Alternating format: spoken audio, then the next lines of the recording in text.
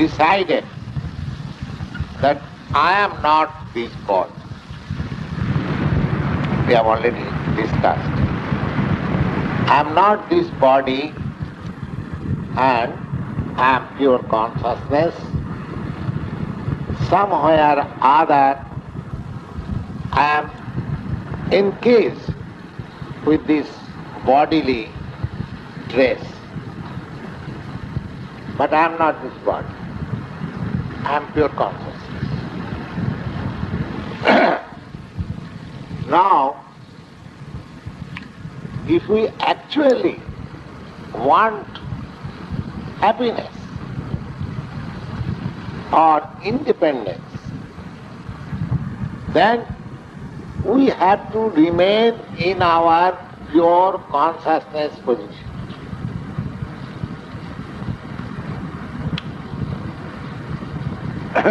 Suppose if I do not belong to certain association or certain company, then I have to keep aloof from that company.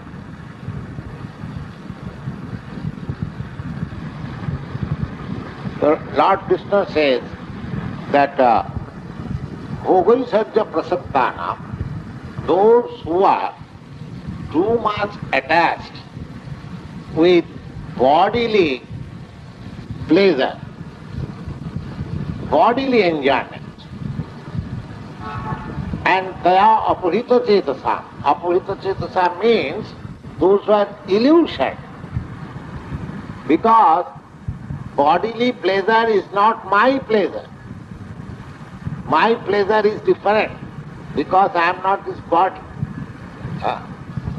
Just like a man in a feverish condition or in feverish delirium, speaking something that is not his normal speaking, that is due to the delirious condition. So to bring him to the normal condition, the physician treats him to get out of that delirious condition. So similarly, our position is, because we have got somewhere or other, we have been entangled with this material body. Therefore, our conception of happiness is just like a man in the delirious condition.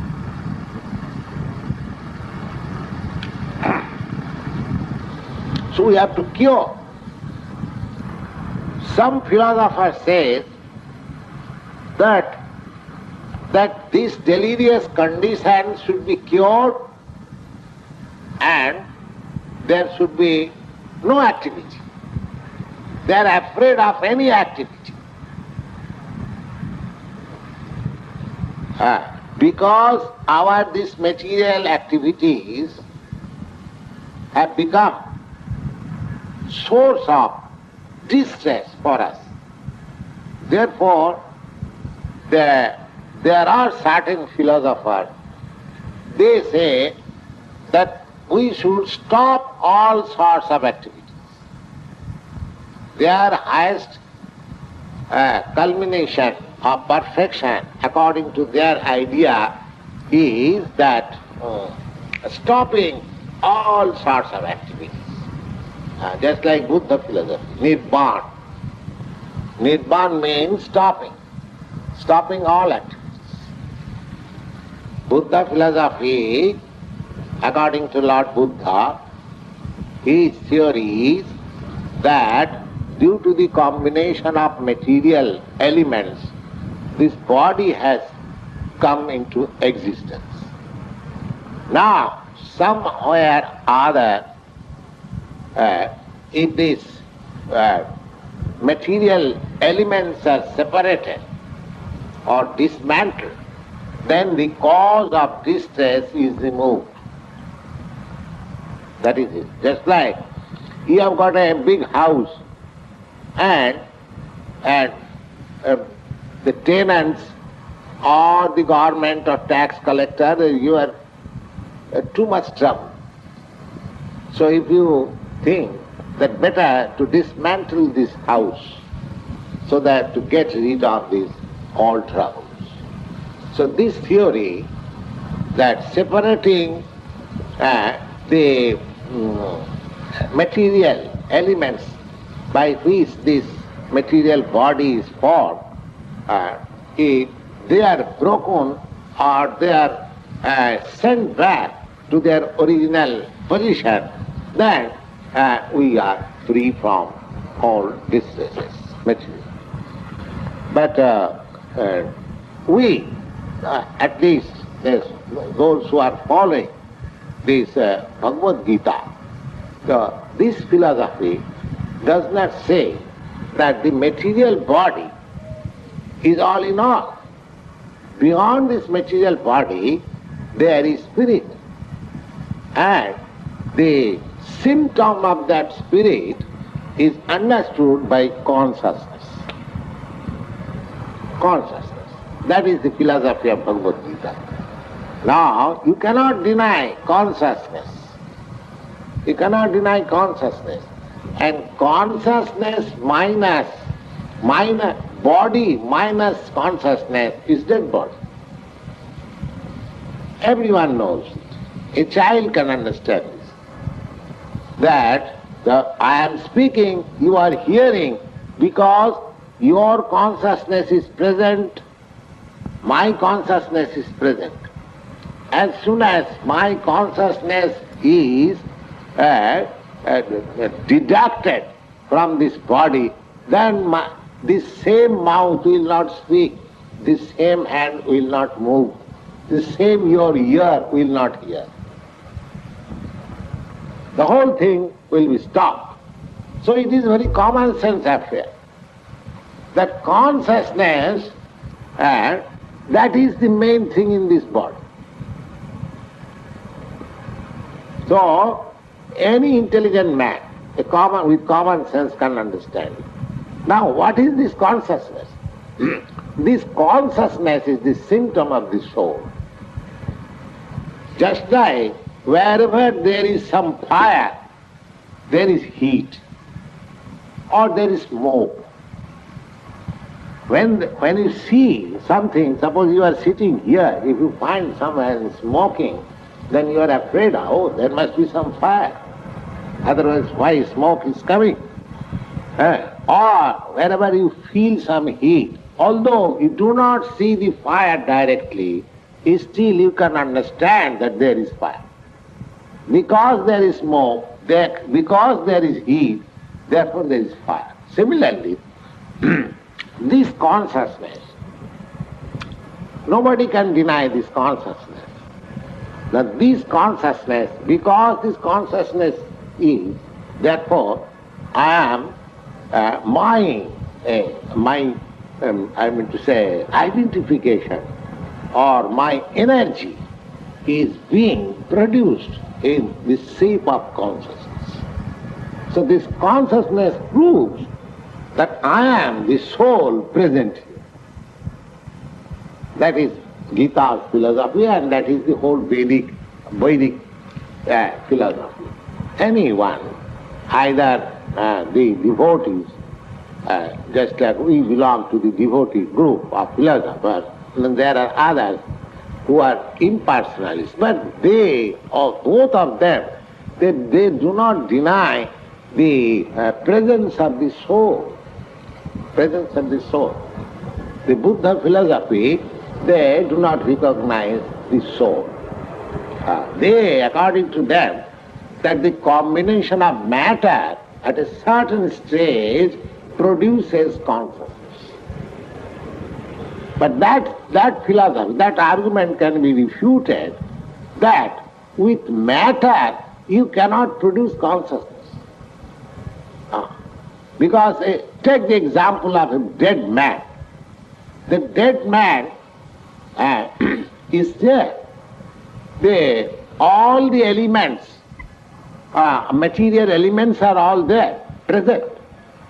But you cannot revive, you cannot revoke that man to consciousness. The elements are there, the ingredients are there. Now if you think this ingredient has been decomposed or deteriorated, then replace that ingredient. Just like in a machine, some part is wear and tear, it is not working, stop. You can replace that part into new parts and the machine will work. But this is not like that. If you think that something has deteriorated in this body, therefore it has become dead. Say for example, they say generally that they due to heart failure. Now heart, medical practitioners, they know it, the heart is always pumping like this. Pumping like this.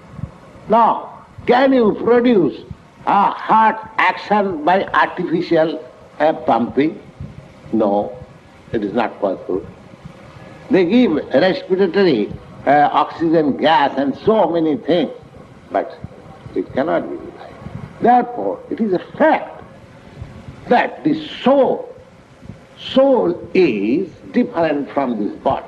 So long the soul is there, the body acts. And we, our blunt senses, our gross senses, we cannot see the soul, therefore we deny it. Because our imperfect senses cannot see this, we cannot see so many things. Just like we are seeing, this place is vacant, the outer space, but there are instruments. If you see with those instruments, you will find they are full of germs. Full of germs. Take a drop of water, as clear as possible, but if you see with microscope, you will see, oh, it is full of germs. So, imperfect vision of the existence of the soul does not mean that there is no soul. The soul is there. Soul is there, and we can feel the presence of the soul by the symptom of consciousness. And that's a clear fact. Now, we have discussed all these points. Now, Krishna says that our whole misery, the whole philosophy, that our whole misery is due to this bodily contact. Bodily contact. We feel miseries, distress or happiness at the present state. It is due to this body.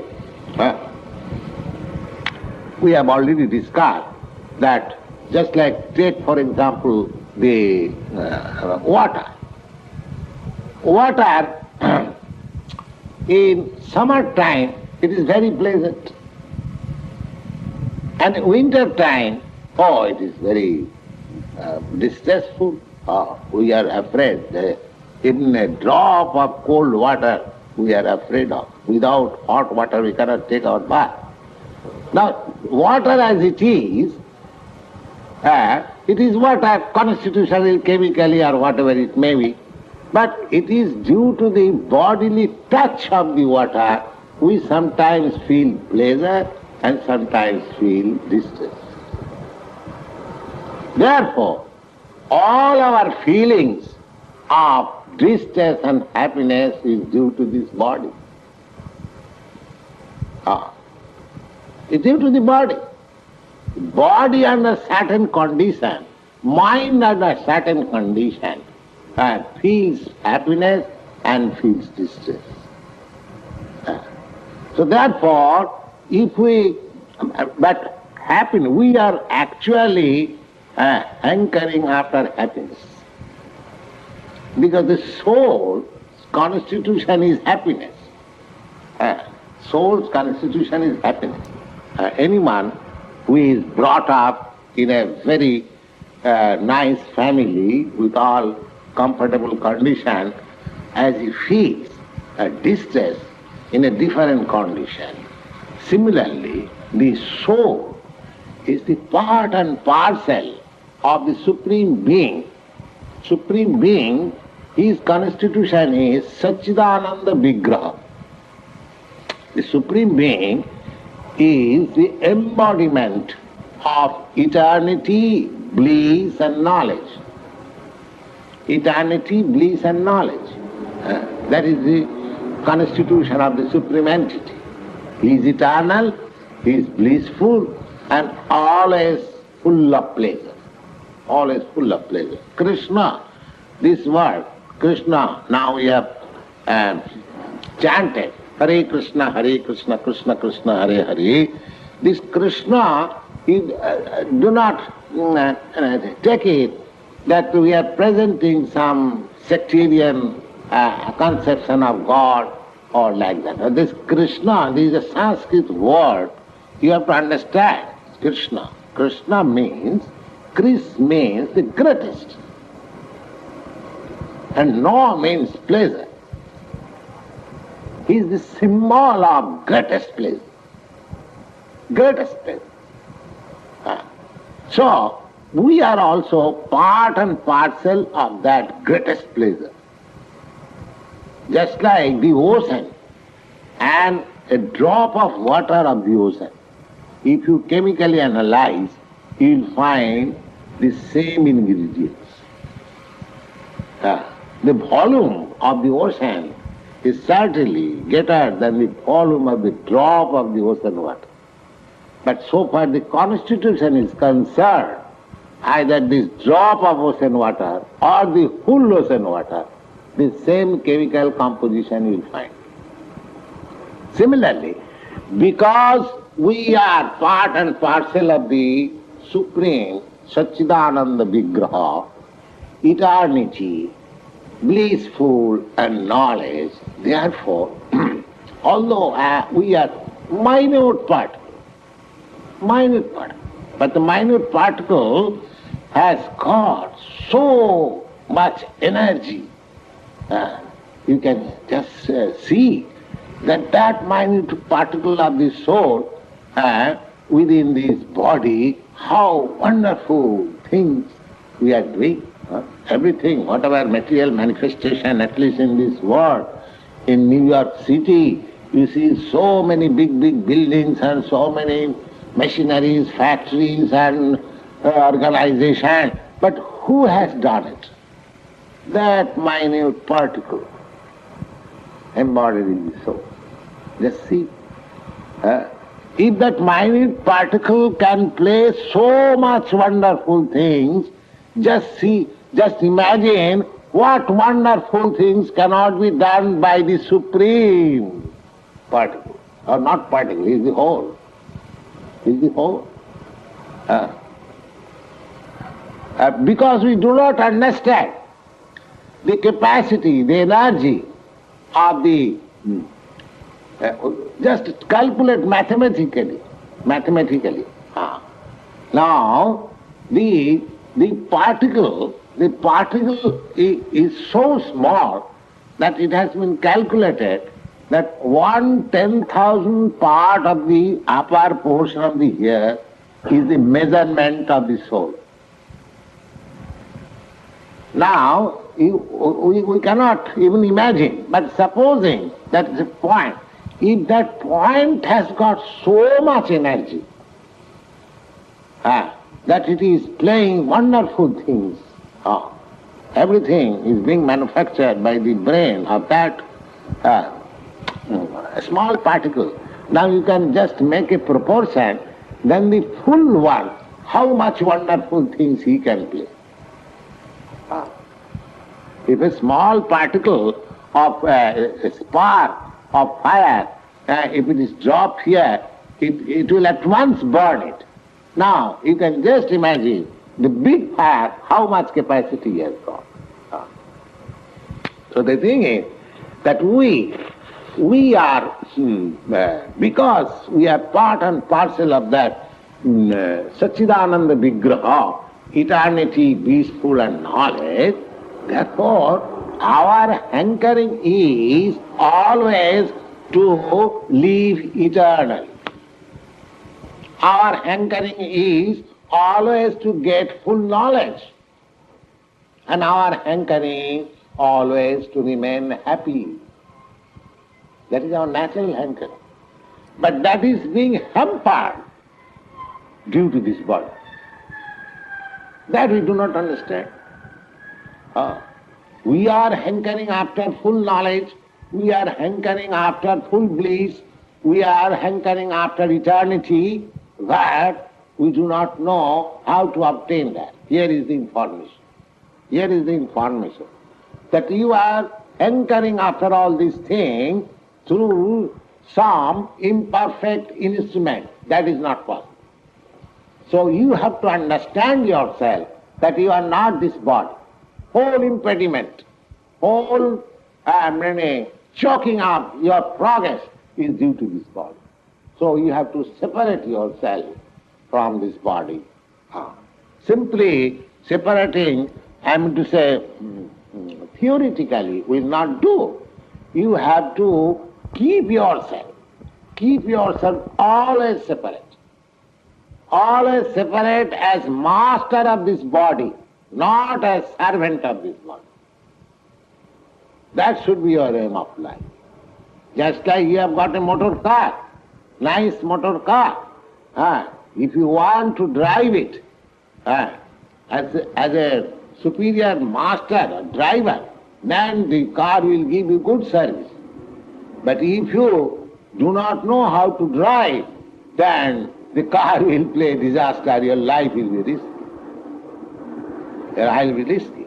If you simply sit down in a good car without knowing the art of driving, then it will play disaster. You give at once motion and it will collide with something and you will be fractured and whole thing will be dismantled. So, now our position is that we do not know how to drive this motor car. We do not know how to drive this motor car. We have become the servant of the motor car. Servant. Not the expert driver, but a servant. This body means the senses. The senses. The sense wants that, my eyes, it wants, oh, there is a beautiful girl, let us see. Oh, I am hankering after this and following that beautiful girl. Oh, there is very nice music. All right, yeah. All right, let us have it. Oh, there is a very good restaurant, palatable dishes. Oh, tongue dictates. Oh, you go there. Oh. Similarly, all our senses, this body means senses. Without senses, the body has no meaning. So, our position is that eyes are dragging to some place, ears dragging to some place, tongue dragging to some place, hand dragging to some place, leg dragging to some place. So you are perplexed. Now we have to learn how to control this senses. That is called Swami.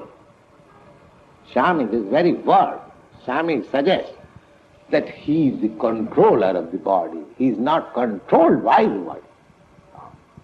Swami or Goswami. Bo means senses, and Swami means master. One who is the master of the senses, he is called Goswami or Swami. All the same. So that now, as soon as we are convinced that I am not this body, I am consciousness, I am pure soul, so I have to get free from this entanglement. Then I will have to make arrangement for that. Simply theoretically knowing will not do. Therefore Krishna says that bhogai sajja prasaktana, those who are too much attached with this bodily pleasure, and by that conception, one who is illusion, that person cannot fix up in his identification with the soul. So, that is the critical point. That is the critical point. That if we indulge in our bodily pleasure, that pleasure is flickering. That pleasure is flickering. We cannot enjoy. Bodily pleasure we cannot enjoy. That is a intoxication. Something like intoxication.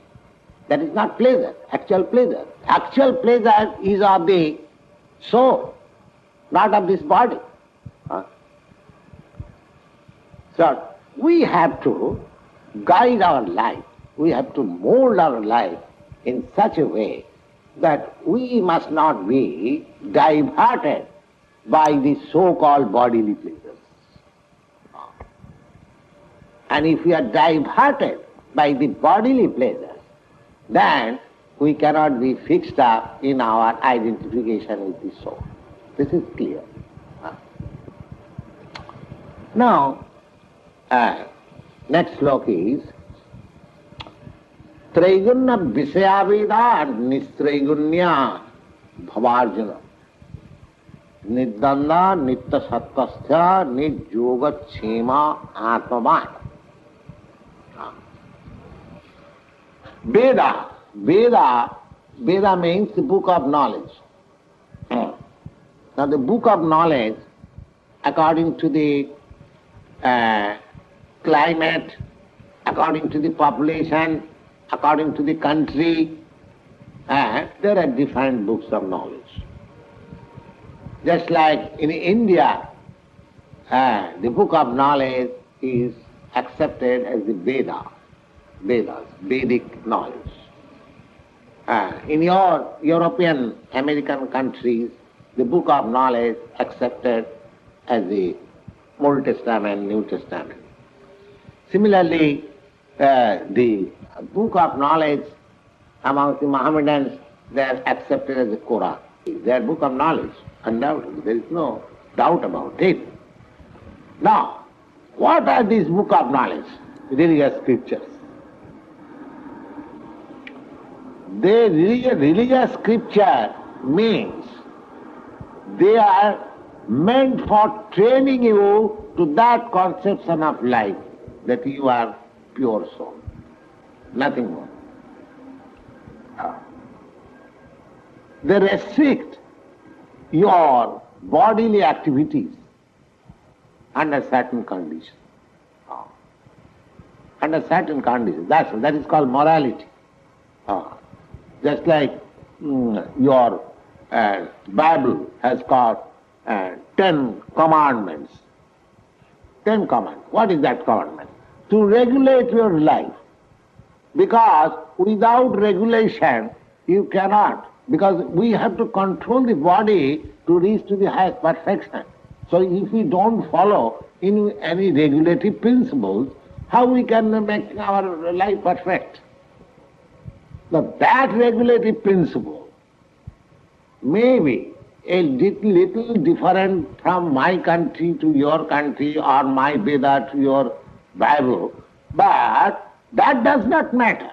That is made according to the time, condition and the mentality of the population. But there is the regulative control. Regulative control. A human society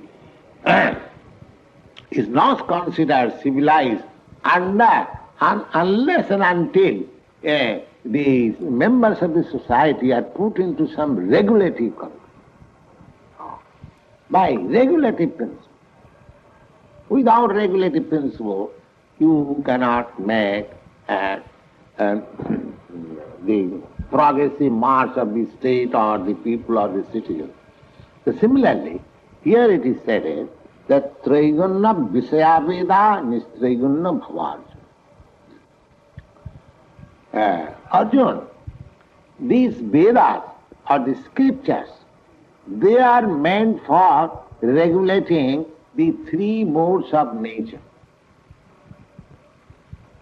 But if you want to be situated in your,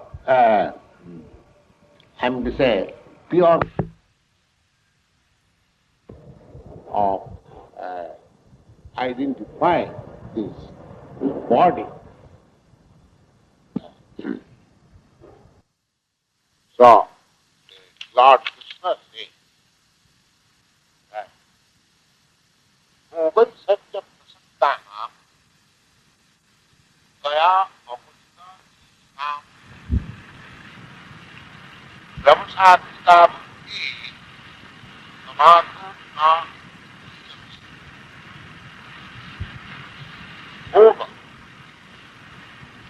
Bhoga means enjoyment. Enjoyment of life. Everyone wants enjoyment.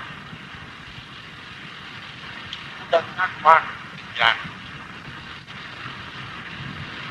But is that bad thing? No. Enjoyment, why bad? Because your life, your constitution, made of enjoyment. So, demand for enjoyment is natural. It's not unnatural. But the process of enjoyment is different. Therefore, do not get complete satisfaction by material enjoyment. Enjoyment is your birthright because you are spirit soul. Spirit soul, constitution of spirit soul is three divisions: enjoyment, eternity, and knowledge.